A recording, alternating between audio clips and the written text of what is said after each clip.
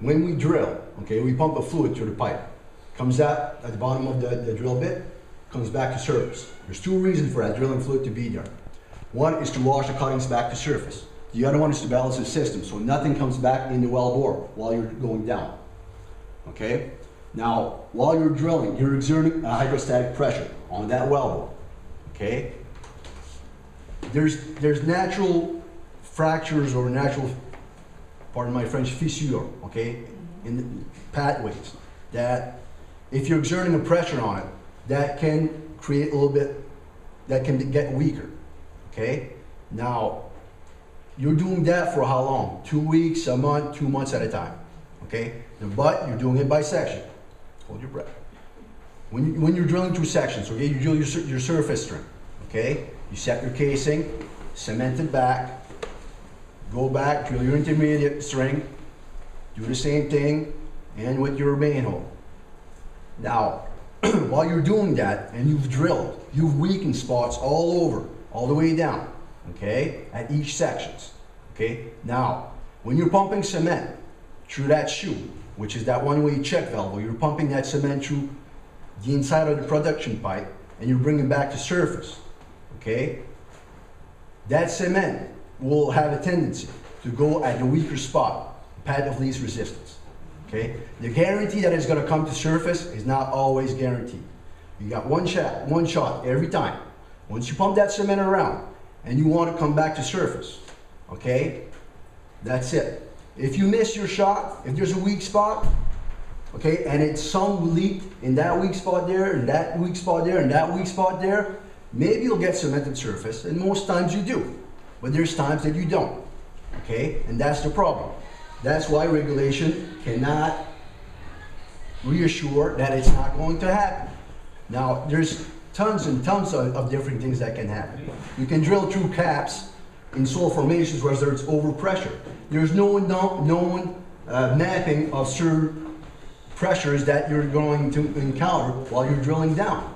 You go out in Alberta, let's say for instance, you expect certain pressures while you're drilling down. You end up at 3,600 meters. You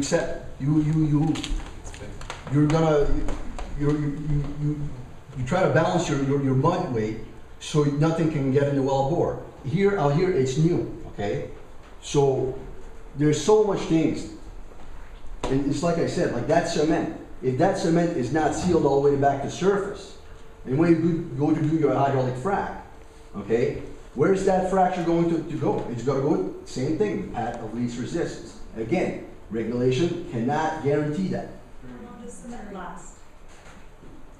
Who knows? Well, it doesn't deteriorate down hard. There's nothing down there to oxidize it.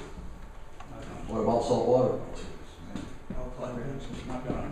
It's not going to help it break down. No. Salt doesn't move. Let me And when you're drilling down, don't believe that you're drilling down straight down, okay? Because that hole while you're drilling down, you're going to go like that, and you try to bring it down, and once you decide to kick off, you're going to kick off. And the same thing, when you kick off, you're not going to go straight down at the perfect path possible. So when you have that bent in the casing all the way down, okay, from surface, and goes all the way into the shale zone, okay? Well, there's places that casing is going to be against that wall of the well bore, okay? Now, those centralizers, which are there to try to keep that casing in the middle of the well bore, so when you go to do your cement, that it's going to get a better seal, a perfect seal.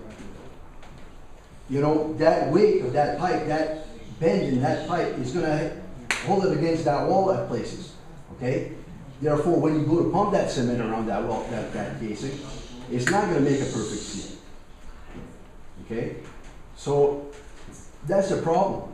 When you've never worked in the industry, sometimes you don't think of simple questions how it could go wrong, and that's the problem. And why is the industry, you know, being the ones informing government how it's being done and how they got it all figured out that it's going to be good? Well, we need to know why that's bad.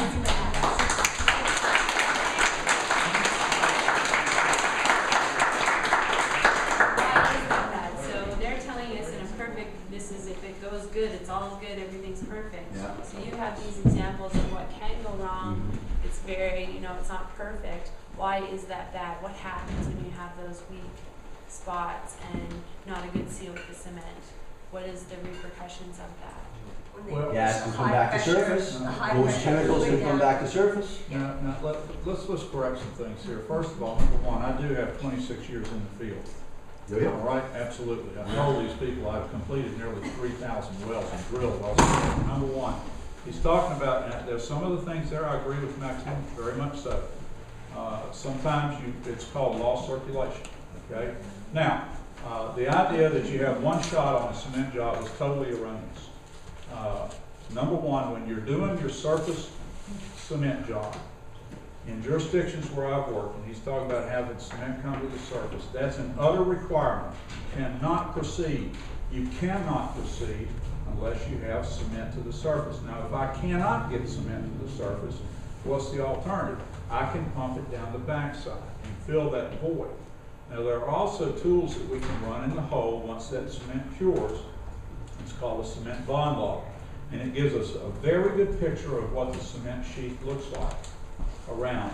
And if it is not of the necessary quality, you can yet then do more remedial cement work to get it right. Under no circumstances should you ever have a well that does not have good mechanical integrity in operation.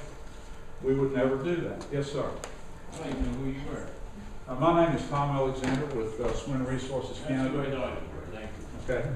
Can I interrupt just for a quick second there, bud? Yeah.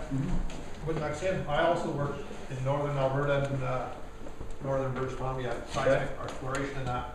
And I had the opportunity to have an irate farmer come up and chew me from one end to the other because I was in the seismic exploration at the time. Right. And we screwed up his well. And pissed right off. He had no more water in his farm. Our foreman come along, put the farmer in the truck. The next day, 2 suits from Calgary come up. They lined him up with a new well, and he was happy, got him drunk, and kept him going. So, there's no guarantees of anything. Like, you cannot guarantee you're not going to screw somebody's watershed up, water system, well, anything. You look at Quebec. You look at Quebec, he insists in Quebec, okay? There's 19 wells on 31 that leaked. That's over 61%. If Talisman could have overseen that and made sure that didn't happen, okay? Do you really think that they wouldn't have stopped it? There's things on there that they cannot control, okay? And that is the problem. You cannot control it with regulation. And I've seen myself, we have to make quick decisions at 4 o'clock in the morning, and there's nobody there that's gonna oversee the regulations. We do what we need to do to keep the job going, okay? And there's a well, the 8266 from Talisman Energy in the Terraville. There's 190 meters cube of gas that is leaking out every day. That's 129 kilograms of methane that's coming back to surface that they can't control. You can't block. So, there's things there that you cannot control. That's the problem. I think you make a very good point there about regulations don't guarantee anything. But regulations are the first leg. The second leg of that is to have strong regulators that are enforcing those regulations. There's been comments made that the industry is self-regulated. Now, I've operated in those half a dozen or more states that I told you I have, and in no way, shape, or form We don't have regulations. No, we do, actually. As a matter of fact, you see that book on the desk back there? All right, those are the current regulations. Now, I'll be the first to say, let me say a couple things. Those regulations are perfectly fine for the type and level of activity that we have right now. Are they sufficient for a discovery and a development program? No. And the government knows that, and that's why they've got their 7-point program that they're working on right now. We will not be allowed to proceed with any kind of large-scale development until that's in place. There's 49 wells here already being fracked.